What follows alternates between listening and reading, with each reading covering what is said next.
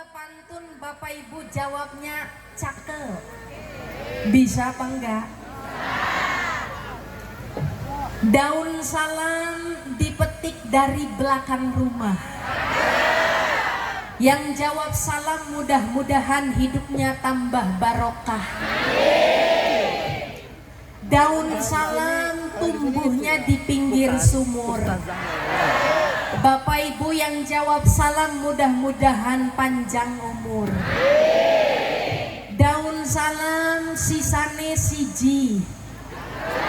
Yang jawab salam mudah-mudahan bisa naik haji.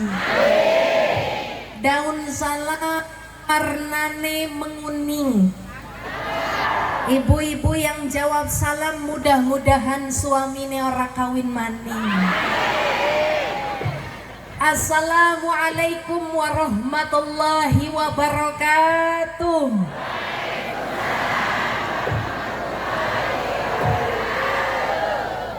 Kok bapaknya kayaknya lemes jawabnya ya Pak ya? Apa karena pantun yang terakhir tadi ya Pak ya? Alhamdulillah, assalatu wassalamu ala rasulillah Sayyidina Muhammad ibni Abdillah wa ala alihi wa sahbihi wa mawalah.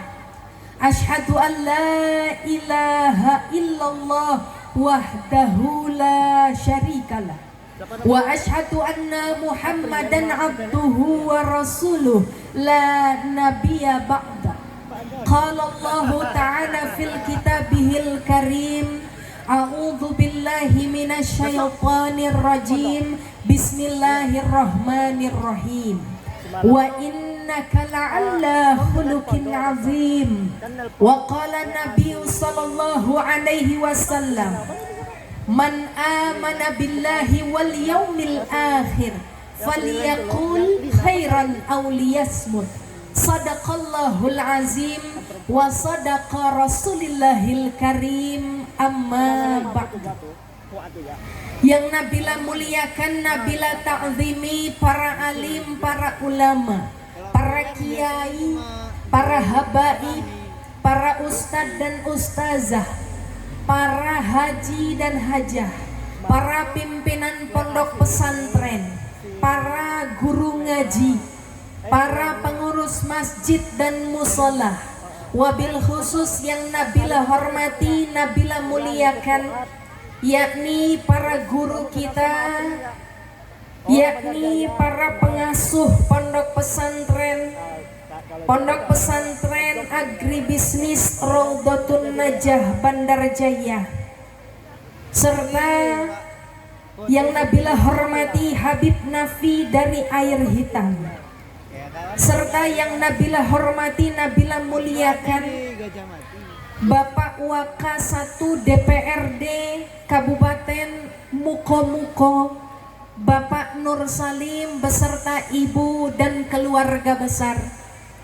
Karena wasilah beliau menghubungi Nabila, insya Allah kita doakan bersama beliau sekeluarga besar, apa yang menjadi hajatnya dikabul oleh Allah Subhanahu wa ta'ala.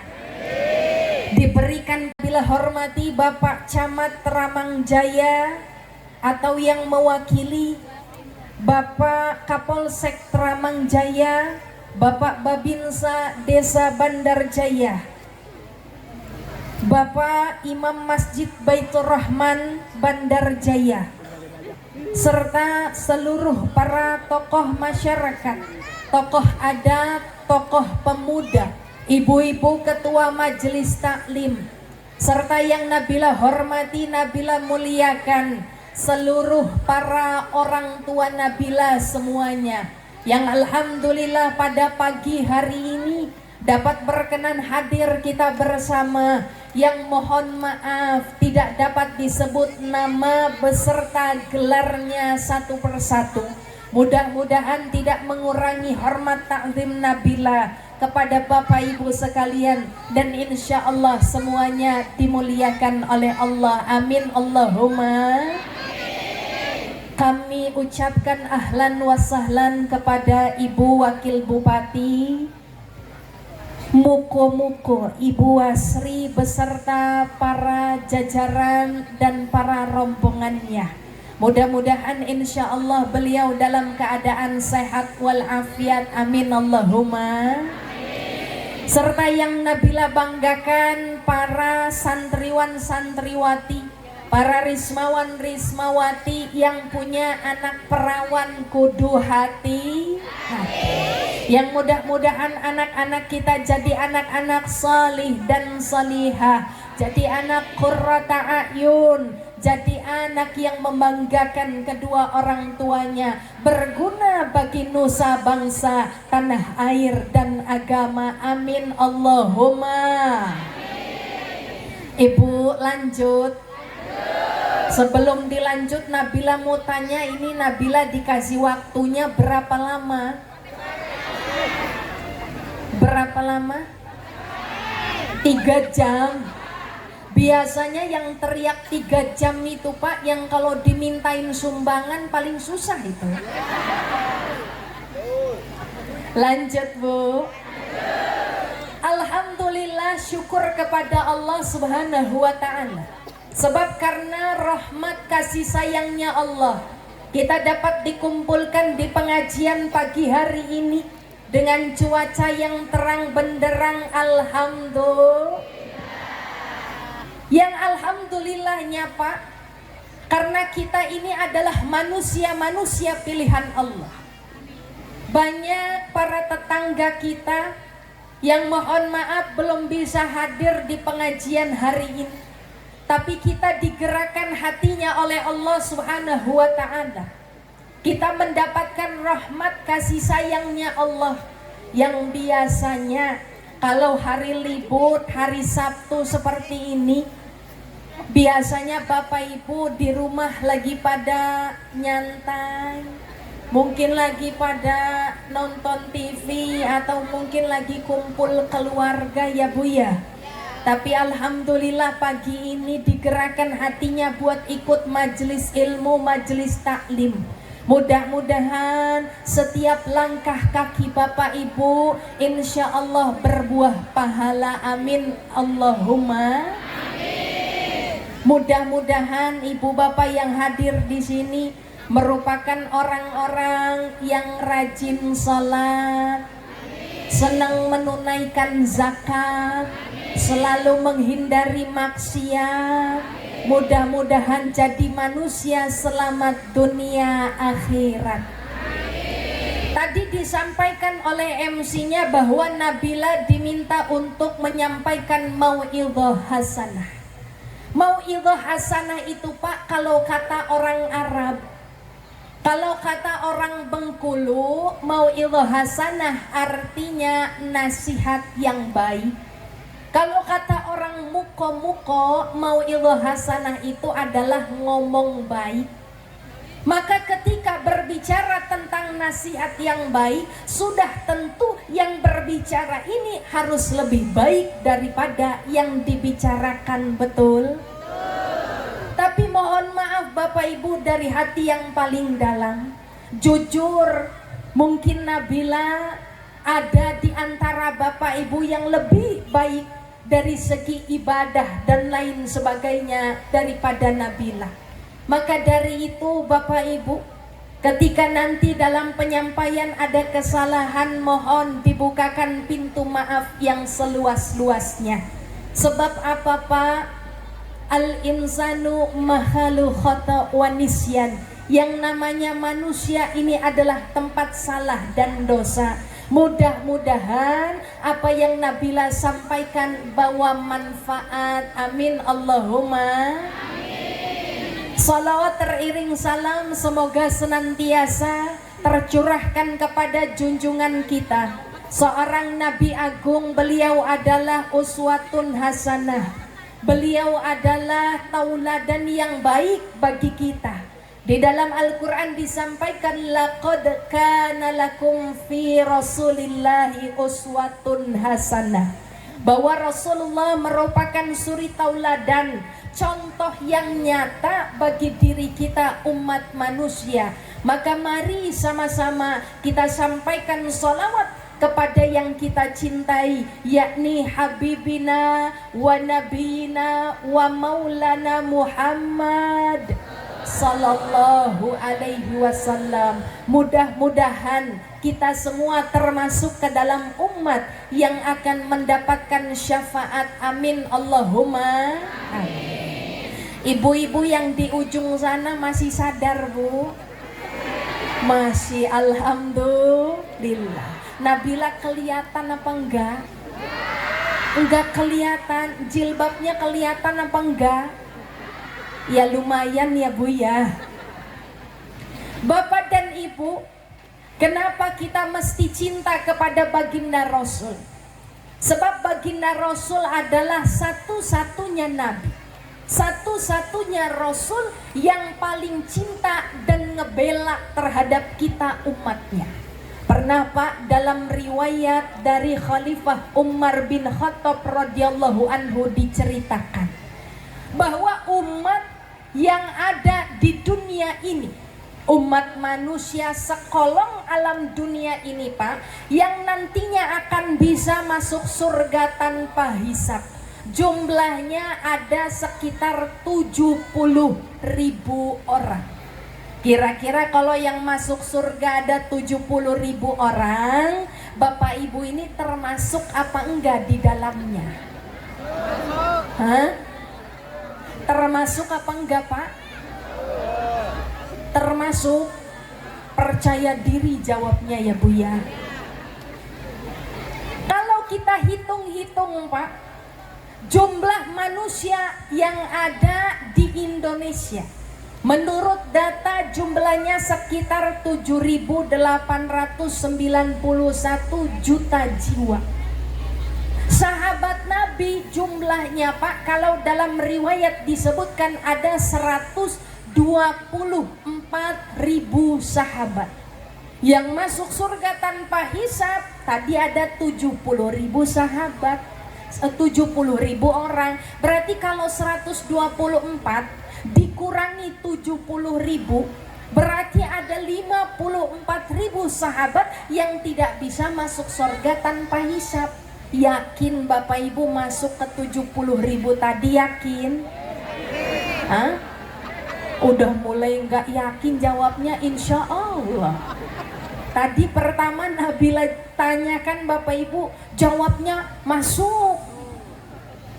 Bu, ketika baginda Rasul mendengar bahwa yang masuk surga tanpa hisab jumlahnya hanya 70.000 orang, baginda Rasul protes ke Allah. Baginda Rasul mohon dan meminta kepada Allah, ya Allah, jangan cuma 70.000 yang bisa masuk surga tanpa hisab. Sebab katanya orang muko-muko, khususnya desa Bandar Jaya, semuanya kepengen masuk surga tanpa hisab. Amin Allahumma amin. Tambah ya Allah, jangan cuma 70.000. Akhirnya ditambah Bu. Kalau begitu setiap satu orang dari 70.000 tadi membawa rombongan 70.000 lagi. Alhamdulillah. Berarti kalau dikalikan Pak, 70.000 bawa rombongan 70.000, ini perkiraan yang bisa masuk surga tanpa hisab jumlahnya ada 5 miliar orang. Kira-kira kalau yang masuk surga 5 miliar orang, Bapak Ibu termasuk apa enggak ini? Termasuk. Mulai percaya diri jawabnya ya Pak ya. Kalau dihitung-hitung Pak, dari mulai diciptakannya Nabi Adam alaihi salam sampai detik ini, jumlah manusia seluruhnya ada sekitar 10 miliar orang. Nah yang masuk surga tadi cuma 5 miliar. Kira-kira Bapak sama Ibu termasuk 5 miliar yang masuk surga, apa 5 miliar yang sisanya tadi? Hah? Yang masuk? Kok nggak yakin jawabnya? Maka ketika Rasul mendengar bahwa yang masuk surga cuma segitu Pak, Rasul memohon lagi kepada Allah, ya Allah jangan cuma 5 miliar, tambah lagi ya Allah jumlahnya. Maka dalam Al-Quran disampaikan Pak, wala saufa yu'tika rabbuka fatardah. Kata Allah, Tuhanmu akan memberikan karunia kepadamu Muhammad sehingga hatimu menjadi puas. Maka insya Allah Pak, Rasul sendiri yang nanti di yaumul kiamah bisa memberikan syafaat, bisa memberikan pertolongan. Untuk siapa? Untuk kita umatnya yang dicintainya. Amin Allahumma. Mari kita sampaikan salawat kepada baginda Rasulullah. Allahumma salli ala Sayyidina Muhammad. Kita salawatan dulu bareng-bareng boleh? Sama-sama salawatan ya Bu ya. Sallallahu ala Muhammad. Sallallahu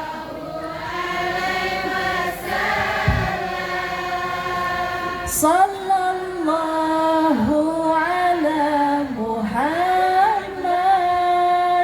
Sallallahu alaihi wasallam. Mudah-mudahan insya Allah salawat kita kepada Kanjeng Rasul ini merupakan salah satu bukti cinta kepadanya. Amin Allahumma. Amin. Lanjut apa udahan? Baginda Rasul Bu adalah sosok Nabi yang kepada kaum wanita senantiasa membela, senantiasa diangkat derajat perempuan. Bahkan beliau mengatakan dalam sabdanya, al jannatu tahta aqdamil ummahat. Surga itu di bawah telapak kaki ibu. Kalau dulu bayi baru lahir, kalau dilihat jenis kelaminnya perempuan, dirasa bahwa bayi perempuan adalah aib, maka dikubur hidup-hidup. Kalau dulu di masa jahiliyah Pak, ada yang namanya pernikahan sipah. Pernikahan sipah ini adalah pernikahan yang dilakukan oleh satu orang perempuan, tapi suaminya ada 7, ada 8, ada yang 9, ada yang 10. Bu, kira-kira pantas apa enggak? Begitu perempuannya hamil Pak, ditunggu sampai anaknya lahir. Begitu anaknya lahir nanti dilihat, ini anaknya mirip siapa? Mirip bapak yang A, bapak yang B, apa bapak yang C? Oh, mirip bapak yang B, berarti si anak ini anaknya si B. Pantas apa enggak Pak? Pantas. Ada cobeknya 1, ulekannya ada 7, pantas apa enggak? Ibu nyambel cobeknya 1, ulekannya 7, muat apa enggak? Enggak pantas siapa ya? Enggak pantas kalau cobeknya 1, ulekannya 7. Yang pantas itu cobeknya 4, ulekannya 1, betul? Kata bapak cocok. Enggak cocok Bu, kalau misalnya ulekannya ada 7, cobeknya 1. Yang cocok ulekannya 1, cobeknya 4, cocok Pak? Cocok kata bapak. Kalau ibu-ibu cocok apa enggak? Enggak katanya Pak. Jadi kalau ibu-ibu cocoknya yang kayak gimana Bu? Yang gimana Bu? Oh, ibu-ibu pengennya yang kayak mana? Cobek 1, ulekan 1. Pak, biasanya kalau yang ngisi pengajian laki-laki, ibu-ibu ini selalu merasa tersingkir ya Bu ya. Yang salah apa-apa ibu-ibu terus. Ini karena yang ngisi pengajian perempuan, tenang ibu-ibu Nabila belain. Kata ibu nggak setuju Pak kalau cobeknya 4, ulekannya 1. Ibu setujunya cobeknya 1, ulekannya 1. Cocok Bu? Bapak cocok apa enggak? Aduh nggak cocok. Alot ini ya Pak ya. Maka pernah Rasulullah Sallallahu Alaihi Wasallam Pak ditanya oleh sahabatnya, Kata sahabat baginda Rasul, "Ya Rasulullah, siapakah yang pantas mendapatkan baktiku? Apakah guruku? Apakah pemimpinku?" Apa kata baginda Rasul? "Ummuka." Lalu siapa lagi ya Rasul? "Ummuka." Lalu siapa lagi yang pantas dapat baktiku? "Ummuka wa abuka." Di sini Rasulullah menyebut ibu 3 kali, sedangkan bapak 1 kali. Maka Pak, kalau misalnya bapak ibu punya anak, lantas anak bapak ibu ngasih uang, misalnya kalau ngasih bapak 100.000, kalau ngasih ibu ya kudu 300.000, cocok Bu? Tuh kalau ibu-ibu mah masalah uang mah cepet cocoknya ya Bu ya.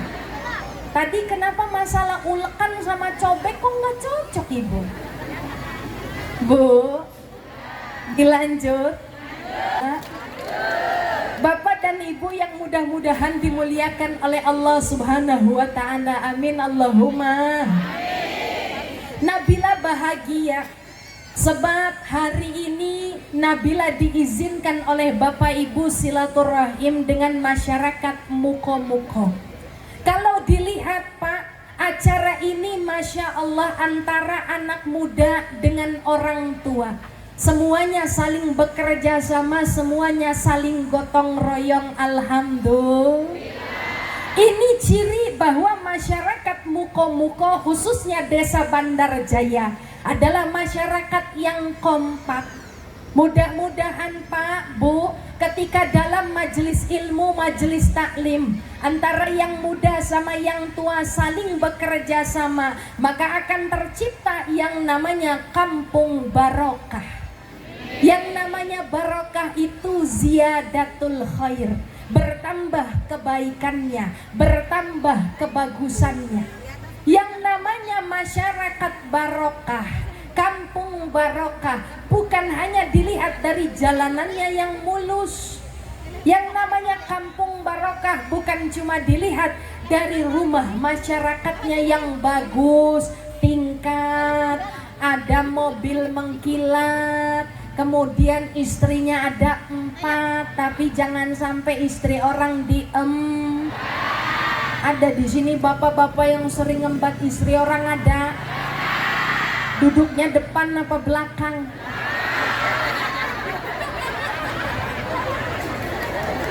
Bu, Ibu. Tapi yang namanya barokah, bagaimana masyarakatnya ketika ada pengajian saling bekerja sama, anak muda sebagai tombak kesuksesan dan orang tua sebagai tombok acara. Maksudnya gimana Pak?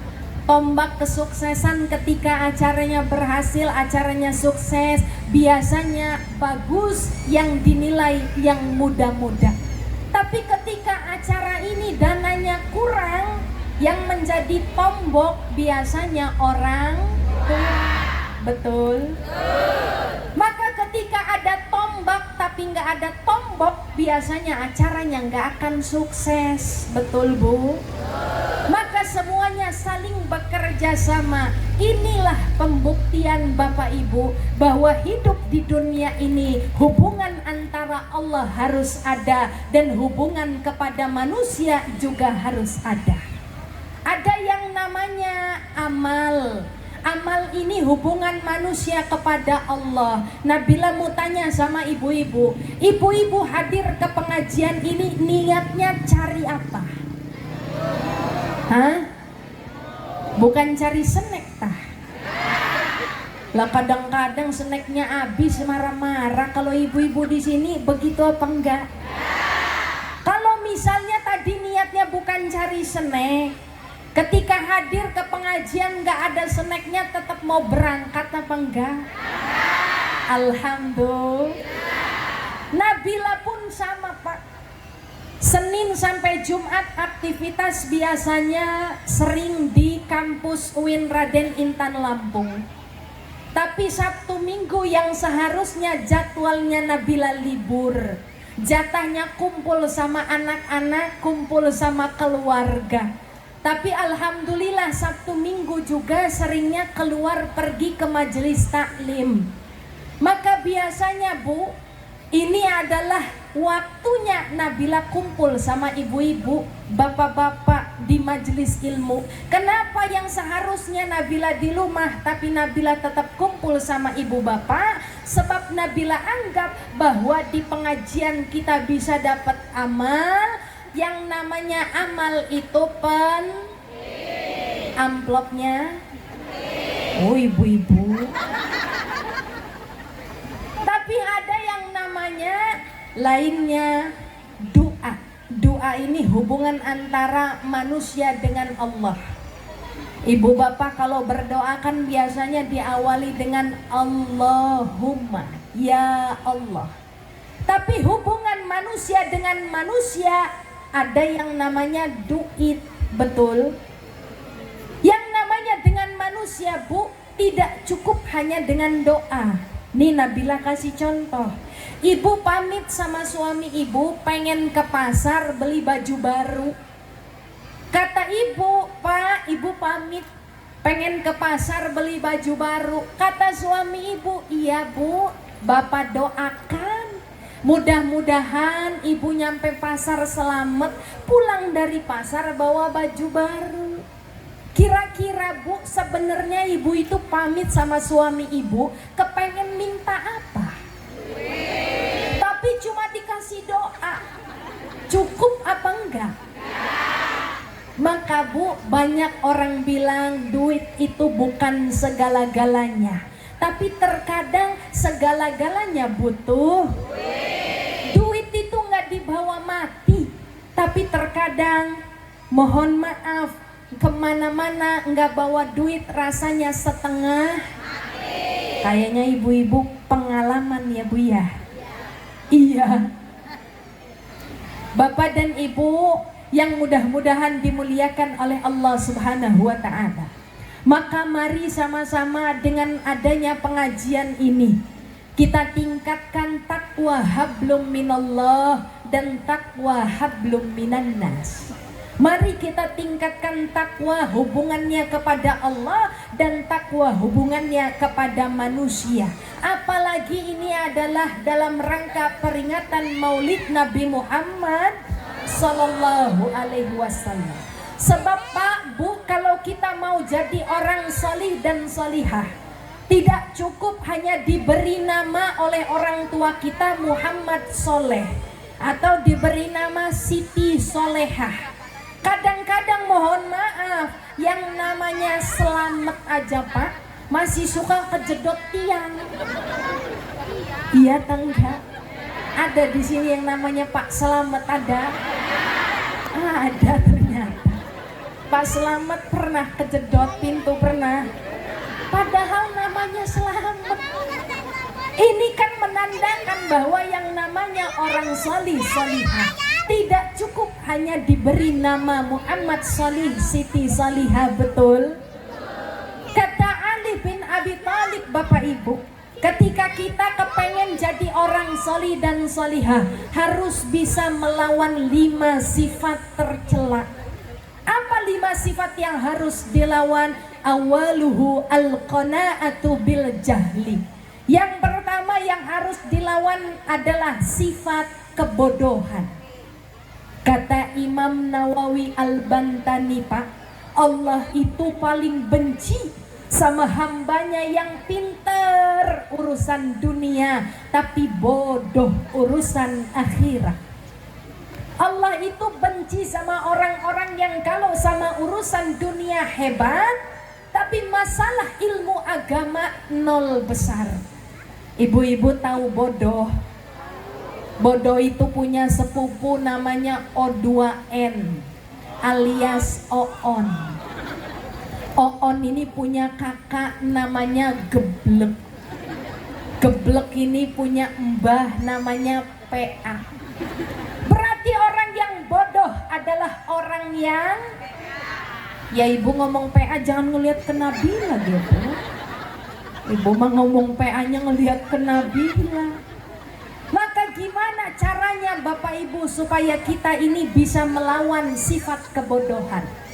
Salah satu caranya karena kita sudah usia tua, bukan usia anak sekolah lagi, maka caranya adalah dengan menghadiri majelis ilmu atau pengajian, majelis taklim.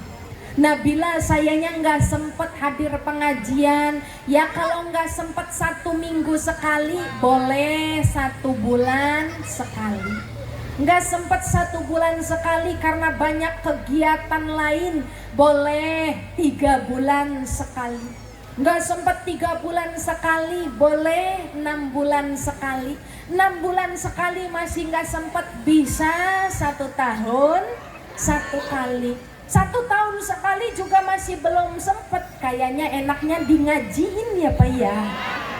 Setahun sekali aja masih nggak sempet. Ada orang-orang di sini yang nggak suka ngaji, ada? Ada apa enggak? Ada? Enggak ada. Kalau di sini semuanya salih salihah, amin Allahumma amin. Sebab di majelis ilmu ini Pak, kita akan mendapatkan tambahan ilmu dalam rangka persiapan kita ibadah. Sebab ketika Bapak Ibu ibadah tapi nggak pakai ilmu, hati-hati Bu, a'maluhu mardudatun la tuqbalu. Ibadah tanpa ilmu maka ibadahnya sia-sia, ibadahnya tidak diterima oleh Allah Subhanahu wa ta'ala. Banyak keutamaan orang menuntut ilmu, seperti hadis tadi yang disampaikan oleh Pak Ketua PHBI. Beliau menyampaikan, man kharaja fi talabil ilmi fahuwa fi sabilillahi hatta yarji'a. Siapa yang keluar dari rumahnya niatan kepengen nuntut ilmu, maka dia sedang jihad fi sabilillah hatta yarji'a, sampai kembali pulang. Maka ketika Bapak Ibu, mohon maaf, ketika pulang pengajian ditakdirkan oleh Allah meninggal dunia, maka insya Allah Bapak Ibu meninggal dalam keadaan husnul khatimah. Amin Allahumma. Sebab apa? Niat keluar dari rumahnya pengen nuntut ilmu. Kalau bapak-bapak hadir ke sini niatnya pengen apa Pak? Hah? Ketemu Nabila? Ibu-ibu kadang kalau ngomong suka bener ya Bu ya.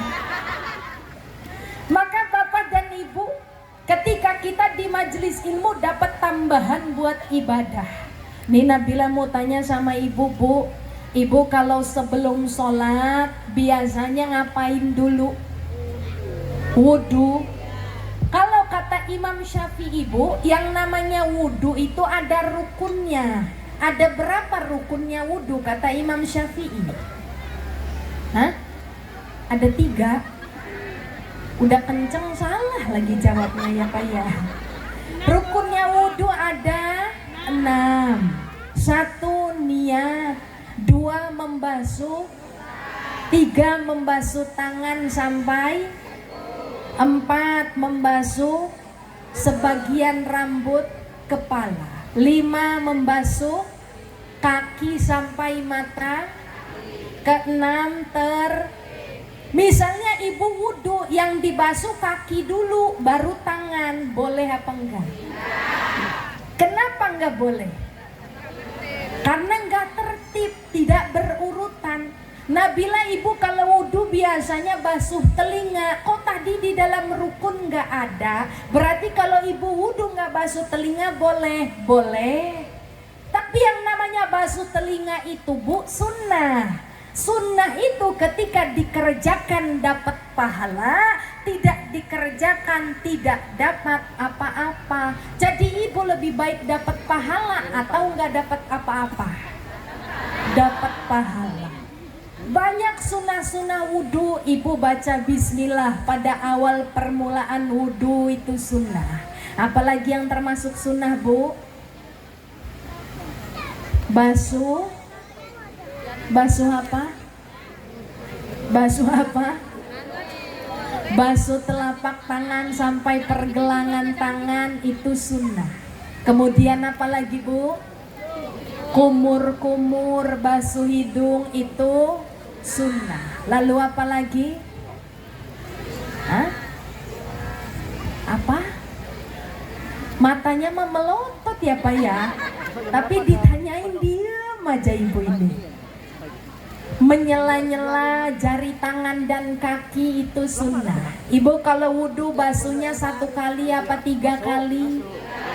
3 kali membasuh itu sunnah.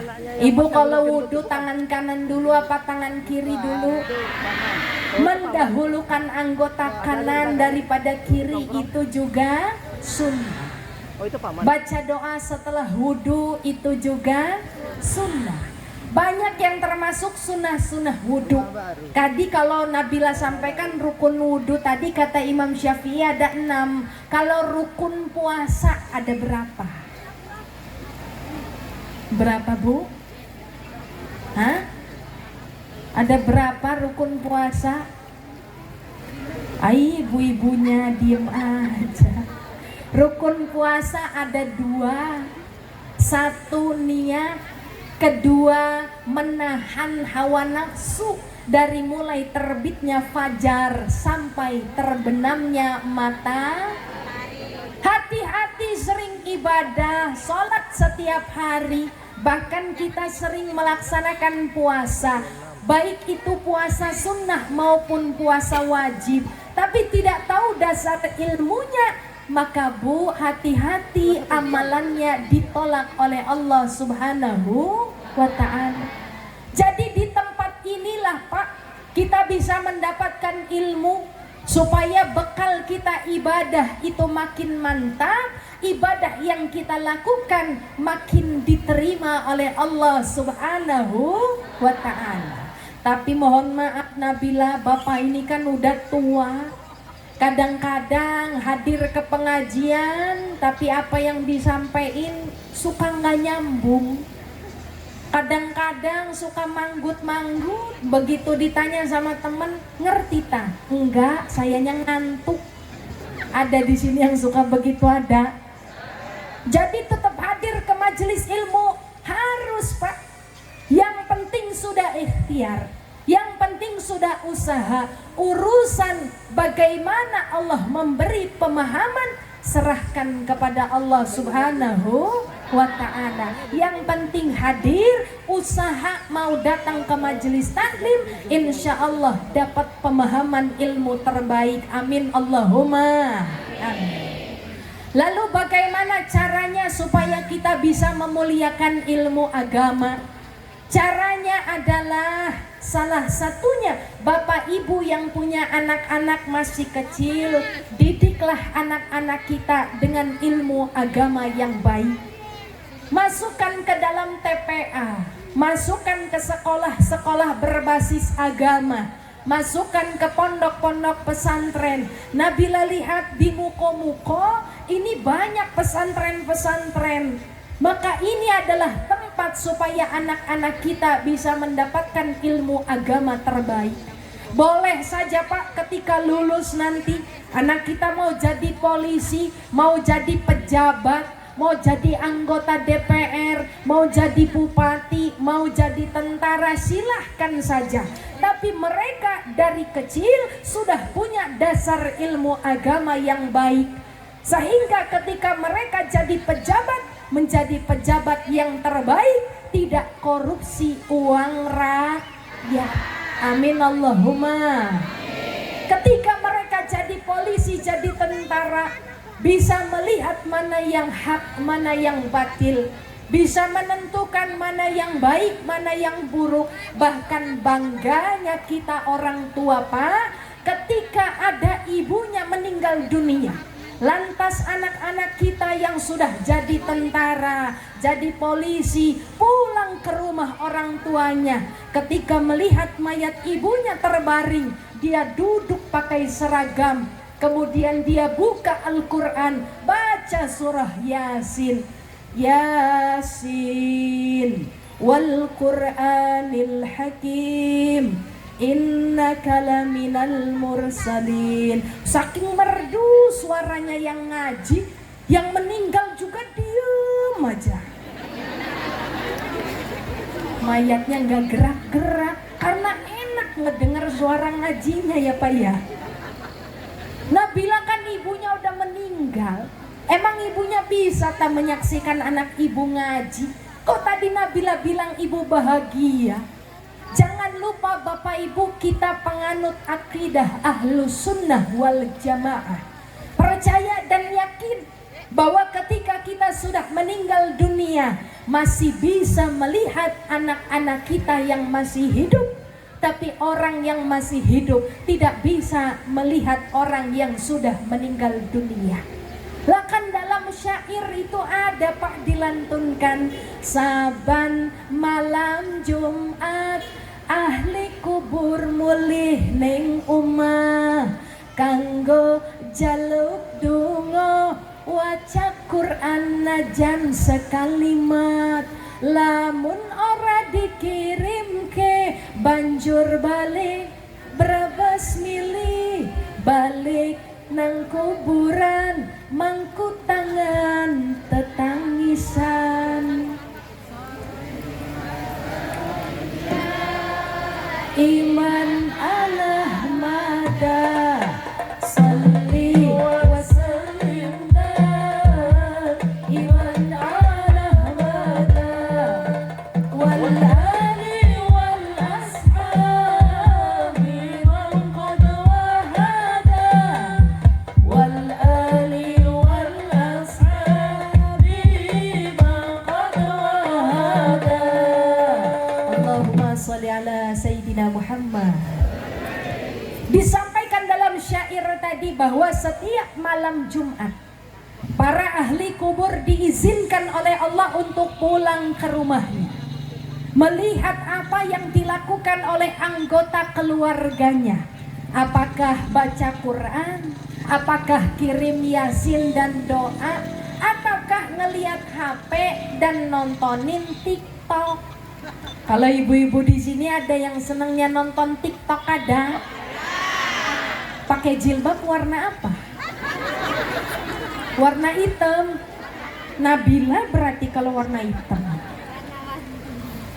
Maka Pak, ketika ahli kubur keluarga kita, orang tua kita, suami atau istri kita, ketika melihat keluarganya asik sibuk dengan kehidupan duniawi, tidak kirim doa, tidak mengirimkan Al-Fatihah kepada mereka yang sudah mendahului kita, maka orang tua kita tadi yang sudah meninggal dunia, mereka kembali ke kuburannya, nangis di kuburan berpangku tangan sambil menangis. Kasihan melihatnya ya Pak, ya Bu. Maka jangan sampai kita jadi anak yang lupa selalu kirim doa untuk kedua orang tua kita. Amin Allahumma amin ya rabbal alamin. Bapak dan Ibu yang mudah-mudahan dimuliakan oleh Allah Subhanahu wa ta'ala. Sebab dalam survei Pak, dalam satu rumah ada 7 anggota keluarga. Ketika disurvei dilihat ada berapa Al-Qur'annya dalam satu rumah. Dari 7 anggota keluarga tadi, satu rumah hanya punya 1 Al-Qur'an saja. Itu juga covernya sudah rusak, sudah robek, disimpannya di lemari belakang karena ini merupakan peninggalan nenek buyutnya. Tapi ketika dicek ada berapa HP-nya, 7 orang satu rumah ada 14 HP-nya. Satu rumah 7 orang, satu orangnya punya 2 HP. Padahal kalau segi harga Bu, mahalan HP apa mahalan Al-Quran? Tapi kenapa ini kok banyakkan HP dibandingkan Al-Quran? Ternyata kita banyak sekali yang sudah melupakan Al-Quran. Padahal Qur'anuna min mu'zizatin Nabi sallallahu alaihi wasallam. Yang namanya Al-Quran ini adalah mukjizat yang Allah turunkan kepada baginda Rasulullah Muhammad sallallahu alaihi wasallam. Maka Bapak dan Ibu, di dunia kita sekarang ini, kita ini krisis uswatun hasanah. Kita sedikit punya uswatun hasanah, yang banyak mau'izatun hasanah. Sekarang orang tua, mohon maaf, banyak yang menjadi atau hanya bisa memberikan mau'izah hasanah tapi tidak memberi uswatun hasanah. Ngomong baik doang tapi tidak mencontohkan yang baik buat anak-anaknya. Sebagai contoh, bapak ketika azan berkumandang sering nyuruh anaknya sholat berjamaah di masjid. Nak, sholat nak ke masjid nak. Nak, cepet nak sholat jamaah ke masjid. Tapi bapaknya malah asik main layangan. Kalau di sini ada bapak-bapak yang senang main layangan, ada. Pecinya warna apa, Bu? Warna hitam katanya. Suami Nabila berarti. Bu, sering sekali kita juga menyuruh anak-anak kita ngaji. Nak, ngaji nak, pergi ke TP anak. Ketika anaknya berangkat ngaji, ibunya bukan buka Al-Quran, malah buka hadis. Betul apa betul? Betul begitu ya Pak ya? Ini yang dinamakan hanya bisa memberikan mau'izah hasanah, cuma bisa nasihatin tapi nggak ngasih contoh. Padahal harusnya ketika azan berkumandang bapak bukan menyuruh tapi mengajak, nak hayo sholat jamaah sama bapak ke masjid. Ketika anak berangkat ke TPA, ibu di rumah ikutan buka Al-Quran. Atau kalau anak gak ngaji di TPA, ibu mampu mengajarkan, maka ajarkan ngaji bareng-bareng sama anak. Ini adalah uswatun hasanah, ngasih contoh yang baik supaya anak kita jadi manusia terbaik. Amin Allahumma. Kadangkala mohon maaf, bapak-bapak zaman sekarang juga Pak, ketika mimpin doa, mimpin jadi imam sholat, bacaan Al-Qur'annya, hafalannya nggak nambah-nambah. Yang dibaca kalau nggak kulhu ya inna. Kalau di sini ada bapak-bapak yang begitu ada. Sholat maghrib bacanya inna a'toina kal kausar. Sholat lagi, sholat isya yang dibaca inna a'toina kal kautsar. Salat lagi subuh yang dibaca inna a'toina. Begitu salat maghrib besoknya mengimami anak dan istrinya, kata anaknya, mak yang dibaca surah inna ini sama bapak. Gengsi apa enggak Pak? Ketika ada anak ngejekin kita sebab baca Qur'annya surahnya itu aja, gengsi apa enggak? Saking gengsinya bapak, bu ganti surahnya, bukan surah inna yang dibaca tapi surah kuliah.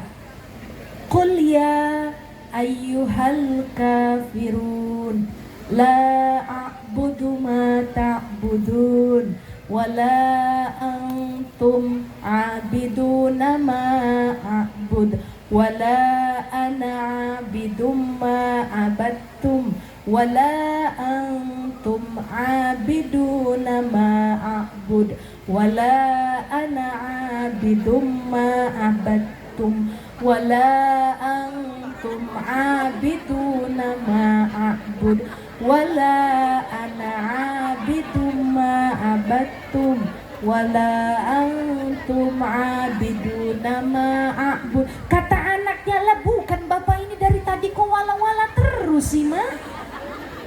Lupa bapak kamu itu, diingetin sama istrinya, pak lakum lakum dinukum waladzolim. Balik lagi ke surah Al-Fatihah. Kata ini anak, gak beres-beres kita sholat, balik lagi bapak ke surah Al-Fatihah. Kira-kira malu apa enggak bu? Malu apa enggak pak? Maka kita mesti jadi uswatun hasanah, khususnya bagi para istri dan para anak-anak kita. Amin Allahumma amin ya rabbal alamin. Yang kedua kata Ali bin Abi Thalib, Ketika ingin mencapai derajat jadi orang solih dan solihah, tadi yang pertama harus melawan sifat kebodohan. Yang kedua, tidak boleh serakah terhadap harta dunia. Kata Syekh Abdul Qadir Al-Jailani, Pak, dunia ada di tanganmu boleh saja, dunia ada di sakumu silahkan saja, tapi jangan sampai dunia ada di hatimu. Sebab ketika orang sudah serakah dengan harta dunia, biasanya nggak kepengen ibadah, males sholat, males ngaji, senangnya ngumpulin harta aja, bahkan menghalalkan segala cara. Kadang-kadang mohon maaf, antara adik sama kakak suka ribut cuma gara-gara rebutan harta warisan. Ada di sini yang senangnya rebutan harta warisan? Ada? Lengkap di sini apa ya? Pernah ada ceritanya, Nabila mau cerita boleh? Jadi ceritanya ini terjadi di masanya Nabi Musa alaihissalam. Di masa Nabi Musa alaihissalam ada 3 orang yang mendapatkan harta dari pemerintah atau rajanya. Jadi mereka melakukan kebaikan, lantas dapat 1 peti harta yang berisi emas dan lain sebagainya. Ketika di perjalanan, mereka udah sepakat bahwa harta ini dalam 1 peti mari kita bagi 3. Tapi sifat keserakahan, sifat manusia serakahnya muncul, Bu. Akhirnya 2 orang berkompromi, gimana kalau kita bunuh aja teman satu kita, supaya apa yang ada di peti ini kita bagi 2, hartanya nggak perlu bagi 3. Kan jumlahnya kalau dibagi 2 lebih banyak. Teman satunya setuju. Begitu dalam perjalanan mereka istirahat. Di perjalanan istirahat, teman satu yang direncanakan untuk dibunuh tadi diminta mereka mencari makanan sebab perut mereka lapar. Teman satunya mencari makanan, yang 2 susun strategi gimana caranya untuk membunuh teman satu tadi. Ternyata ketika teman yang satu tadi udah datang bawa makanan, dipukul sama teman yang satunya lagi pakai kayu di kepala belakang. Akhirnya terjatuh, meninggal dunia. Kesenangan mereka, Pak, sebab hartanya cuma dibagi 2. Karena ingat perutnya lapar, makanlah makanan yang dibawa oleh teman satunya. Ketika mereka asik makan, belum sempat berdiri dari tempat duduknya, ternyata 2 orang tadi ikutan meninggal dunia. Begitu Nabi Musa alaihissalam dan para santrinya lagi berjalan mengecek keadaan sekitar, menemukan tadi ada 3 orang tergeletak meninggal dunia. Ternyata di tengah-tengahnya ada harta yang banyak. Maka Bu, yang teman satu tadi rupanya juga berencana membunuh 2 temannya, supaya hartanya dia kuasai sendiri, sehingga tadi makanannya diberi racun. Maka ketika sifat serakah sudah menguasai dunia, menguasai manusia, maka harta tadi tidak ada yang memilikinya karena ketiga-tiganya meninggal dunia. Maka gimana caranya supaya kita tidak serakah terhadap harta dunia? Caranya adalah qanaah, menerima. Nabila mau tanya sama Bapak Ibu, nerima itu mudah apa susah? Susah. Kalau misalnya menerima mudah, Nabila yakin nggak ada orang ngeluh kalau nggak punya duit, betul? Atau minimal dalam rumah tangga, ketika suami nggak ngasih uang belanja ke istrinya, kalau qanaah itu mudah, pasti ibu terima dengan senyuman. Lah ini kadang-kadang bapak nggak ngasih uang belanja, ibunya pasang wajah cemberut, betul? Ada di sini yang suka cemberut, ada banyak ya Pak ya. Tapi kalau bapak ngasih uang belanjanya gede, ibu-ibu senyum apa enggak? Kalau kata lagu mah ada uang abangku sayang, tak ada uang abangku. Waduh, jawabannya soleha banget ya Pak ya, ibu-ibu. Maka ibu dan bapak yang ketiga, kata Ali bin Abi Thalib, supaya kita capai derajat solih-solihah, harus menghilangkan sifat pelit dalam kehidupan. Yang namanya pelit ini ada dua jenisnya. Yang pertama bakhil, yang kedua suhun.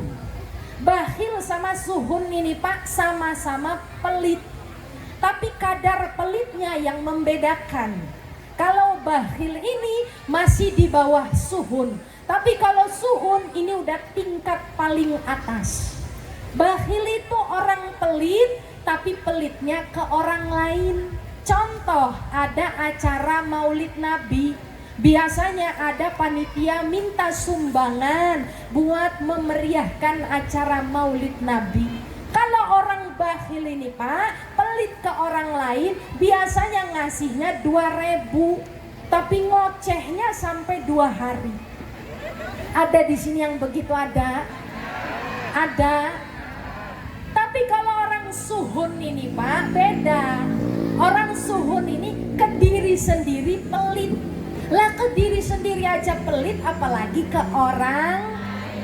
Contoh, orang suhun pelit ke diri sendiri. Nih bapak-bapak, biasanya normalnya kalau sholat itu kan pakai bajunya koko, pakai bajunya baju yang bagus.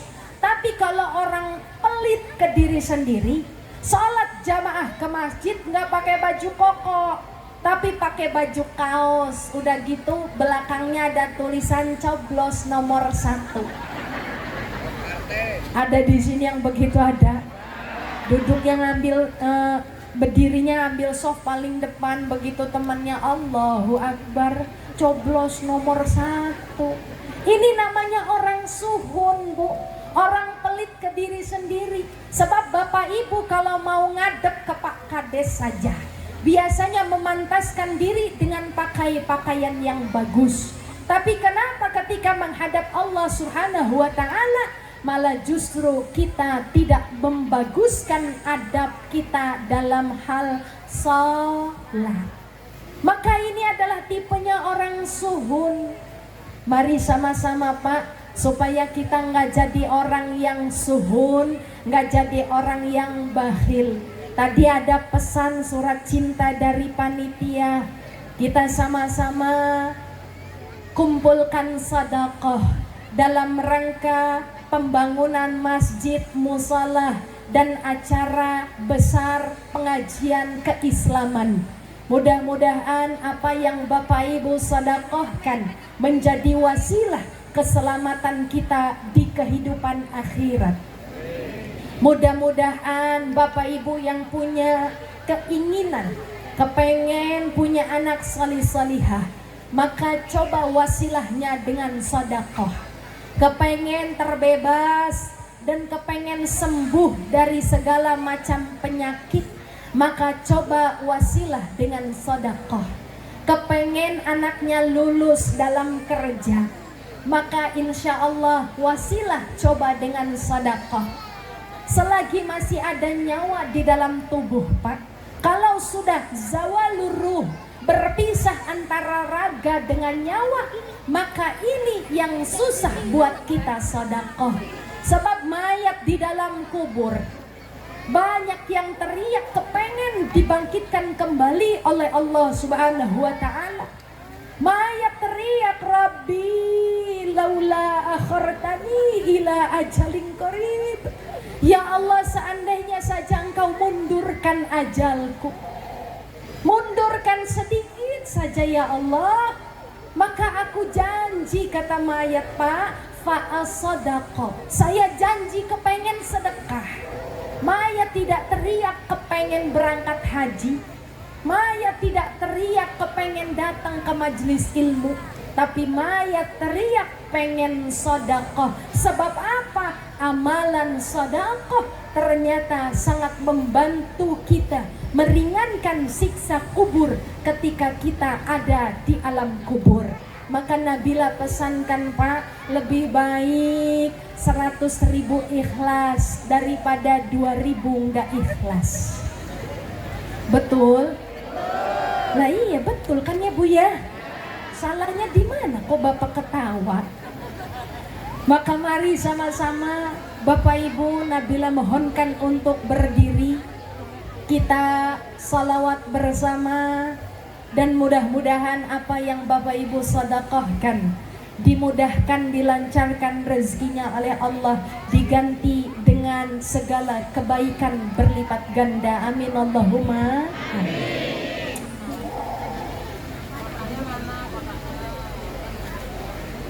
Bapak Ibu dimohonkan untuk berdiri. Allahumma salli ala Sayyidina Muhammad.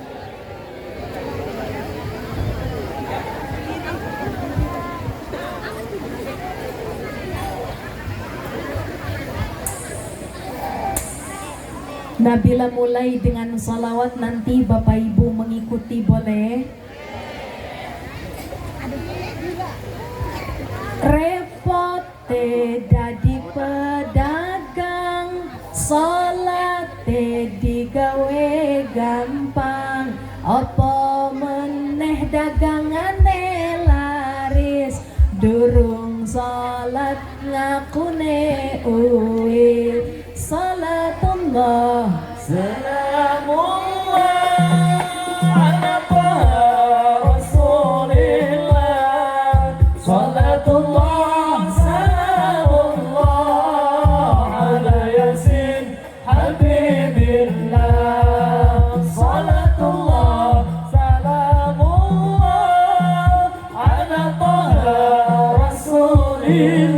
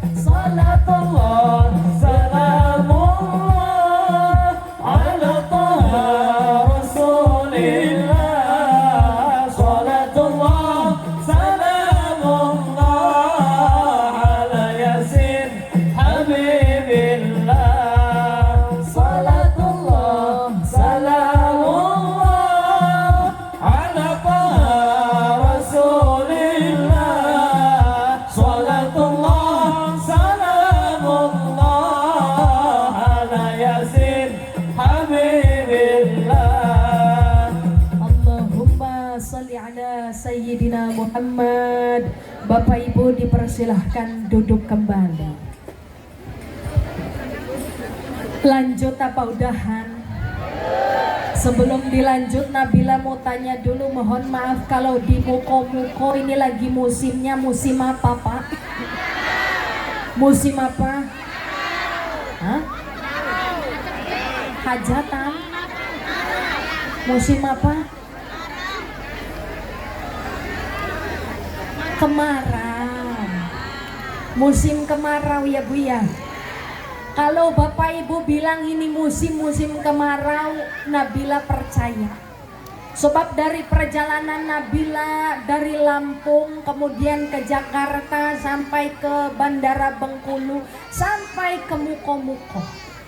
Di perjalanan luar biasa ya Pak, dengan jalan yang berkelok-kelok, nikmat rasanya.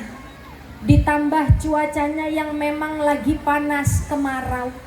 Nabila percaya Bapak Ibu bilang kemarau sebab gak ada air hujan yang turun, gak ada air tergenang di tanah. Di tenggorokan Nabila juga kering, gak ada airnya. Boleh minum dulu apa enggak? Minum dulu ya Pak ya.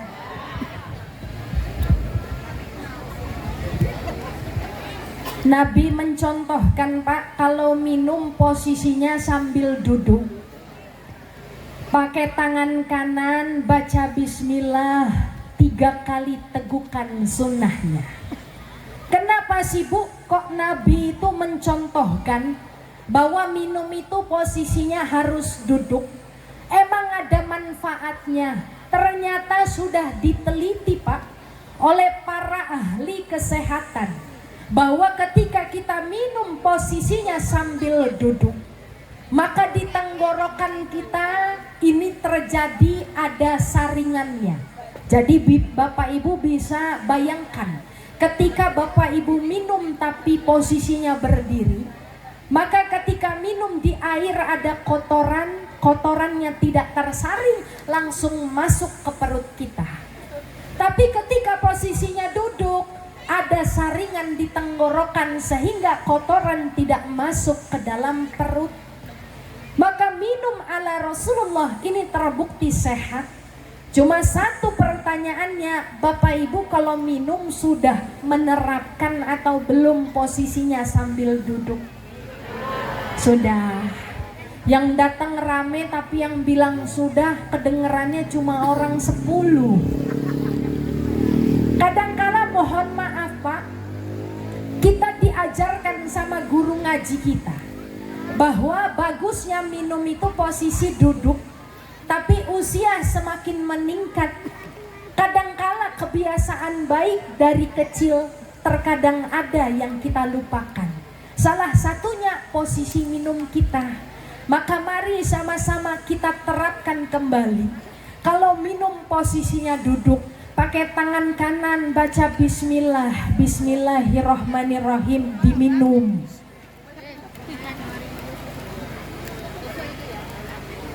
Alhamdulillahirabbil. Ini enggak kemarau lagi ya Bu ya. Tenggorokannya udah basah, ada airnya. Mudah-mudahan berkah barokah pengajian hari ini Allah turunkan hujan, khususnya di Desa Bandar Jaya, umumnya di Muko-Muko, Provinsi Bengkulu, dan di tanah air kita, Negara Kesatuan Republik Indonesia. Amin Allahumma amin. Lanjut. Ini posisinya enakan Nabila berdiri apa duduk? Hah? Berdiri. Emang di mana-mana Pak yang namanya ibu-ibu mah paling senang sama posisi berdiri ya Bu ya. Iya apa enggak? Ngajinya maksudnya. Ibu mah iya tapi sambil ketawa. Bapak dan Ibu yang mudah-mudahan dimuliakan oleh Allah. Tadi sudah Nabila sampaikan kata Ali bin Abi Thalib bahwa mencapai derajat jadi orang solih-solihah harus ngelawan 5 sifat tercela. Yang pertama tadi ngelawan sifat apa Bu? Hah? Belum pulang ini.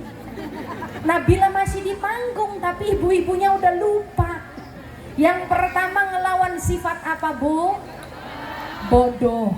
Yang kedua, hah? Ngelawan apa Pak? Ai sama lupanya Bapak sama Ibu. Yang kedua ngelawan sifat serakah. Yang ketiga ngelawan sifat pelit. Yang keempat kata Ali bin Abi Thalib, mau jadi orang solih-solihah harus bisa ngelawan sifat riya. Di dalam Al-Quran disampaikan fawailul lil musallin, Celakalah orang-orang yang sholat. Orang sholat masih celaka, apalagi nggak sholat.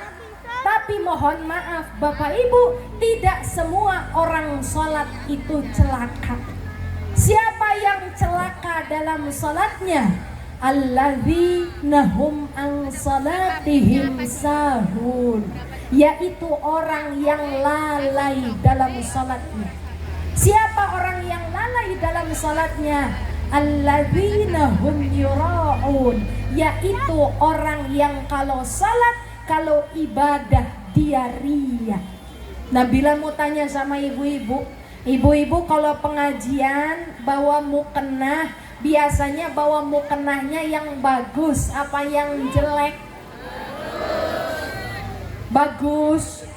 Kalau di rumah mukenahnya pakai mukenah bagus apa yang udah kendor diikat-ikat? Hah? Atau yang udah ada jamurnya kadang-kadang? Pakai yang mana, yang bagus apa yang jelek kalau di rumah? Kenapa dibeda-bedain? Kalau keluar pengajian kan dilihat temen. Malu kalau mukenahnya nggak bagus, malu kalau mukenahnya kotor. Apalagi kalau dipinjam temen, mukenahnya bau apek ya Bu ya. Maka jangan sampai ibu di rumah juga dibedakan.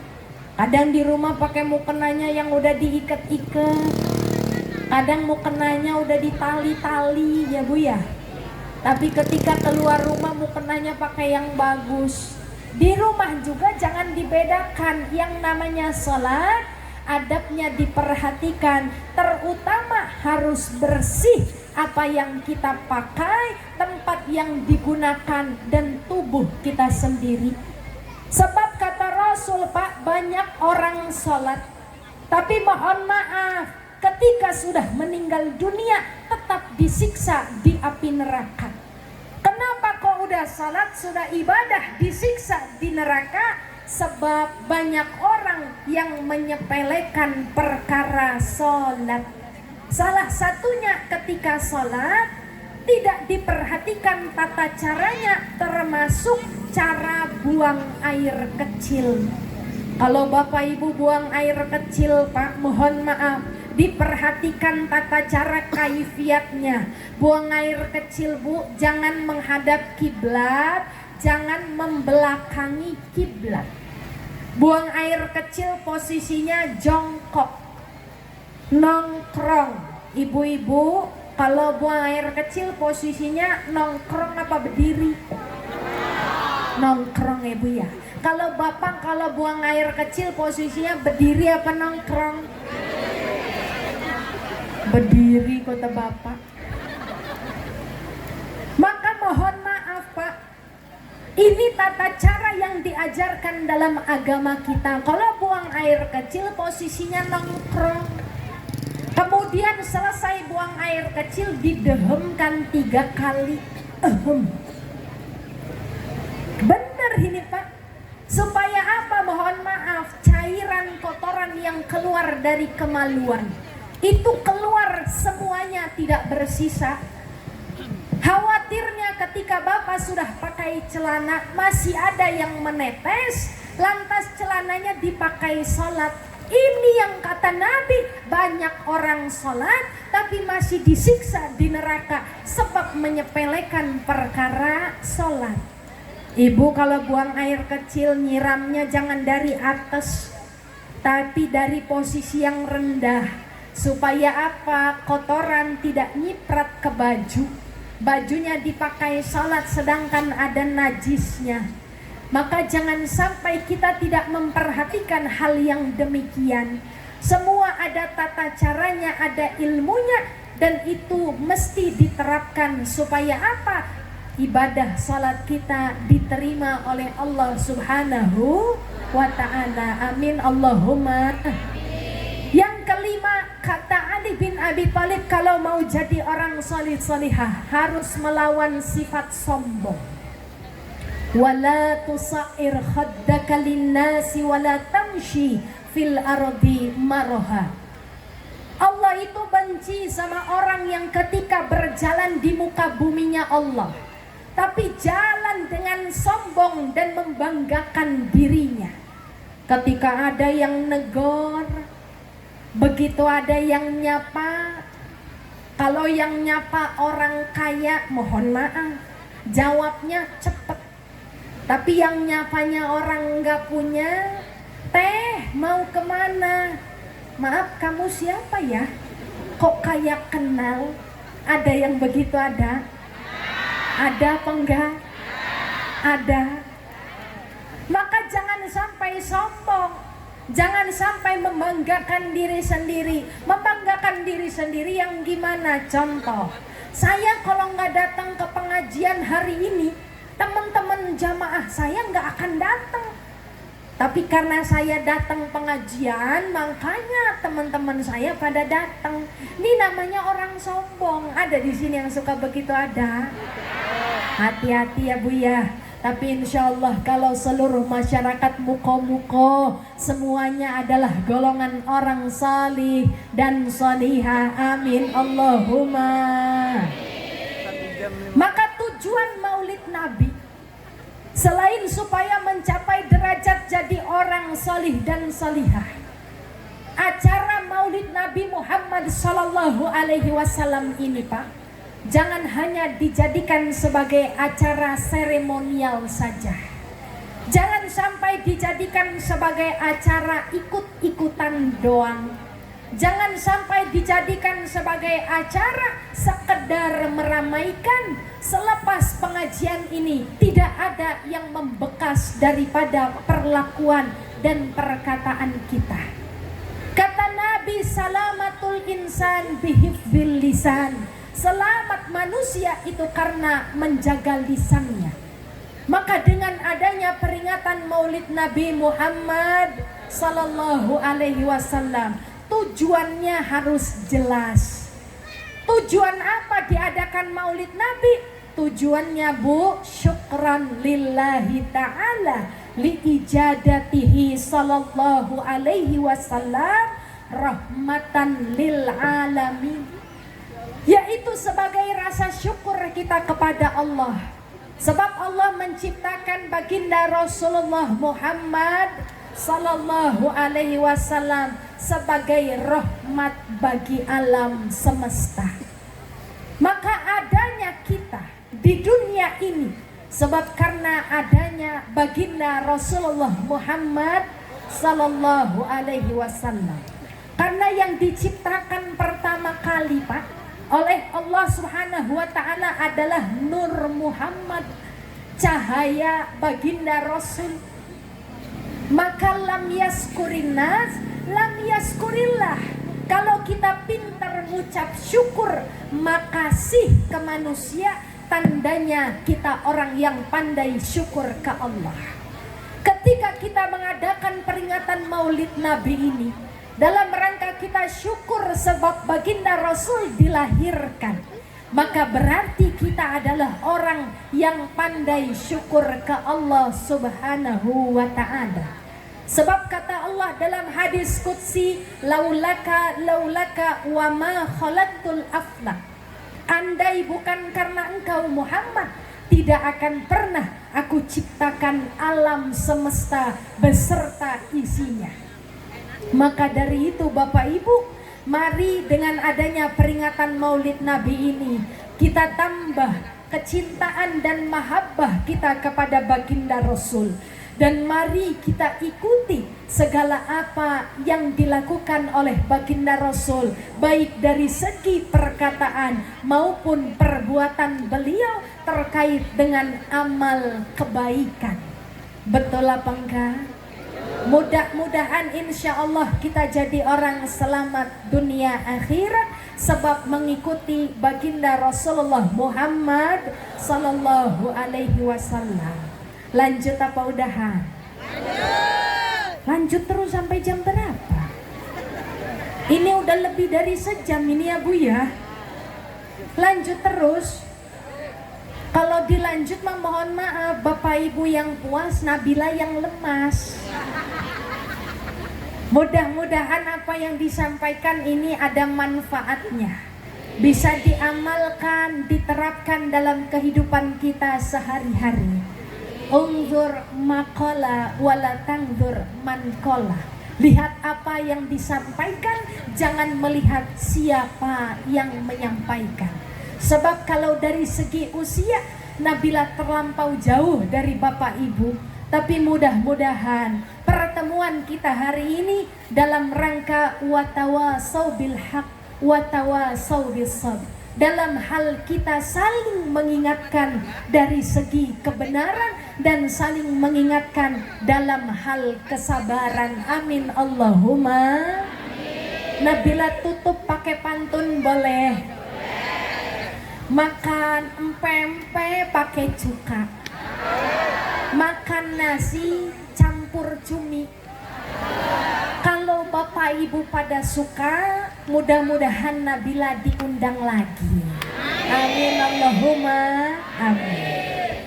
Ada kuntilanak naik pesawat, mudah-mudahan pertemuan kita bawa manfaat. Pantun sekali lagi bisa. Jalan-jalan pergi ke Manila, ngeliat anak kecemplung sumur. Bapak Ibu jangan kelamaan ngeliatin Nabila, takut nanti malam nggak bisa tidur. Sekali lagi pantun boleh? Haji Sulam jualan bubur, yang jawab salam mudah-mudahan rezekinya semakin subur. Amin Allahumma amin.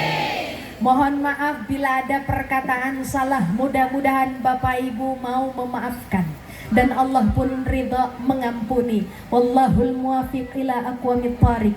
Wassalamualaikum warahmatullahi wabarakatuh.